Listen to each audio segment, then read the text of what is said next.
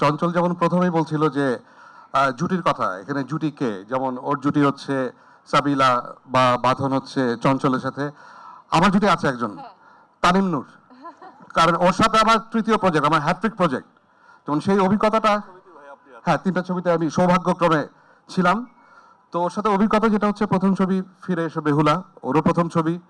সেখানে আমার চরিত্র ছিল তথাকথিত হিরো বলতে যেটা বোঝায় সেটা, কিন্তু পর্দা উপস্থিতি কম। দ্বিতীয় ছবি উৎসব, মধ্যবয়স্ক ডাক্তার, কিন্তু পর্দা উপস্থিতি কম। তৃতীয় ছবি বনলতা এক্সপ্রেস, বয়স আরো বেড়েছে, এবার চরিত্রের নাম চাচা, পর্দা উপস্থিতি কম। আমি খুবই টেনশনে আছি, নিশ্চয়ই তার আরেকটা ছবি বানাবে এবং সেখানে হয়তো আমাকে রাখবে, তখন চরিত্র চাচা থেকে কোথায় যাবে, সেটা হচ্ছে আমার এই মুহূর্তে টেনশনের বিষয়।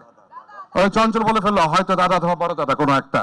আর ধন্যবাদ বনলতা এক্সপ্রেসের টিমকে এবং কৃতজ্ঞতা তারিমনুরকে, কৃতজ্ঞতা জানাতে হবে, কারণ নাহলে পরের ছবিতে আমাকে নিবে না।